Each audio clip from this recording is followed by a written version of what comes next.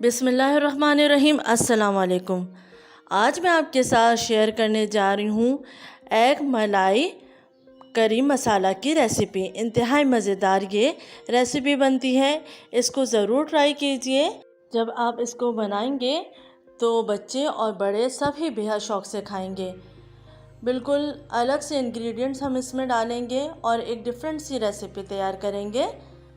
Egg मसाला कड़ी आपने बहुत खाई होगी, लेकिन इस रेसिपी से आप बनाएं, बहुत ही मज़ेदार बनती है। वीडियो को एंड तक देखिएगा ताकि आपको पता चल सके कि किस तरीके से हम ये रेसिपी बनाएंगे। चलिए रेसिपी स्टार्ट करते हैं। एक पैन में मैंने 1 टेबल स्पून तेल डाल दिया है। इसमें मैंने हाफ़ टी स्पून हल्दी और 1/4 टीस्पून नमक डाल के हल्का सा भून लिया है। जब ये हल्का सा फ्राई हो जाएगा तो हम इसमें ऐड करेंगे उबले हुए अंडे। तो यहाँ मैंने तकरीबन 7 अंडे ले लिए हैं। आपको जितनी ग्रेवी तैयार करनी है, जितना मसाला तैयार करना है, उसी हिसाब से आप अंडे कम या ज़्यादा कर सकते हैं। तो यहाँ मैंने 7 अंडे लिए हैं, इनको मैं फ्राई कर रही हूँ मीडियम फ्लेम पर।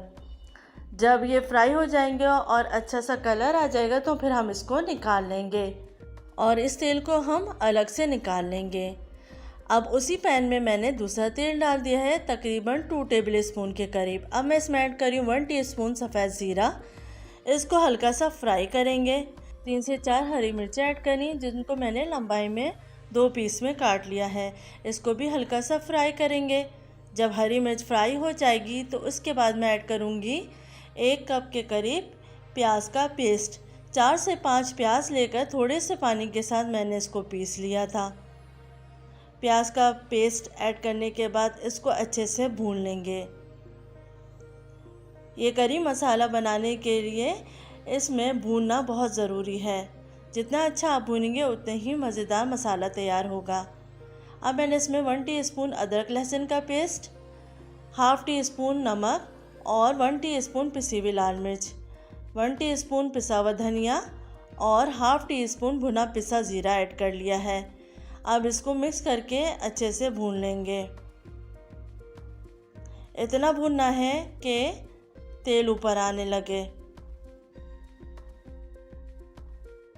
हम इसको इतनी देर भूनेंगे कि प्याज का कच्चापन ख़त्म हो जाए। तो अच्छे से इसको 10 मिनट के लिए मीडियम फ्लेम पे हम भून लेंगे। आप देख सकते हैं अब तेल ऊपर आ चुका है। हम इसमें ऐड करने जा रहे हैं दही। तो यहाँ पे तकरीबन 1 कप के करीब मैंने दही ली है। दही को मैंने अच्छे से फेंट लिया था। अब हम दही के साथ भी इसको अच्छे से भून लेंगे। अच्छे से भूनना है। दही का पानी जब खुश्क हो जाएगा तो फिर हम इसमें थोड़ा सा पानी डाल के इसको और अच्छे से भून लेंगे। थोड़ा सा पानी ऐड कर दिया है, जिसमें मैंने प्याज पीसी थी उसी ब्लेंडर में मैंने थोड़ा सा पानी डाल के ऐड कर दिया है। अब इसको अच्छे से भून लेंगे और थोड़ी देर के लिए हम कवर कर देंगे। तकरीबन 10 मिनट मैंने कवर कर लिया था। तो ये मसाला अच्छे से भून चुका है, आप देख सकते हैं।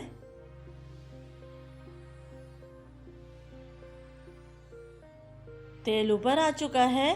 अब हम इसमें ऐड करेंगे काजू का पेस्ट।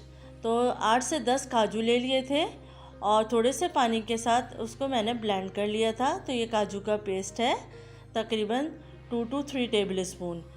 इसको डाल के हम अच्छे से भून लेंगे। तो थोड़ी देर आपको मज़ीद भूनना है।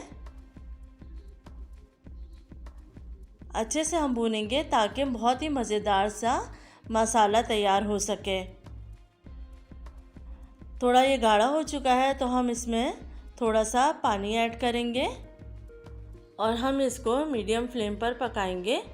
थोड़ी देर हम कवर कर देंगे। 10 मिनट कवर करने के बाद अब हम चेक कर लेते हैं। तो आप देख सकते हैं तेल ऊपर आ चुका है और बहुत ही मज़ेदार सा ये मसाला तैयार होने लगा है। बहुत ही मज़ेदार सी ये करी बन के तैयार होती है। अंडे आलू तो आपने बहुत खाए होंगे, लेकिन इस रेसिपी से ये अंडे की करी बना के देखिए, बहुत मज़ेदार होती है। अब मैं इसमें ऐड करने जा रही हूँ 1 टेबल स्पून क्रीम और इसको अच्छे से मिक्स कर लेंगे और 2 से 3 मिनट के लिए पकाएंगे। अच्छे से भून लें। तेल ऊपर आ चुका है। अब हम इसमें ऐड करने जा रहे हैं अंडे, जो कि हमने फ्राई किए थे। अंडे डालने के बाद 1 से 2 मिनट हम पकाएंगे और उसके बाद हम इसमें ग्रेवी के लिए ऐड कर देंगे थोड़ा सा पानी। तो तकरीबन 1 कप के करीब मैंने पानी ऐड कर दिया है। अब हम इसको जोश देंगे। तो अच्छे से मिक्स कर लीजिए ताकि अंडे इसमें अच्छे से पक जाएं। थोड़ी देर के लिए हम कवर कर देंगे 5 मिनट के लिए मीडियम फ्लेम पर। अब हम चेक कर लेते हैं। मज़ेदार सी ये एग मसाला करी बनके तैयार हो चुकी है। डिफरेंट सी ये रेसिपी है और इंतहाई मज़ेदार इसका टेस्ट है। आखिर में हम गार्निशिंग के लिए थोड़ा सा हरा धनिया डाल देंगे। इसको अच्छे से मिक्स कर लें।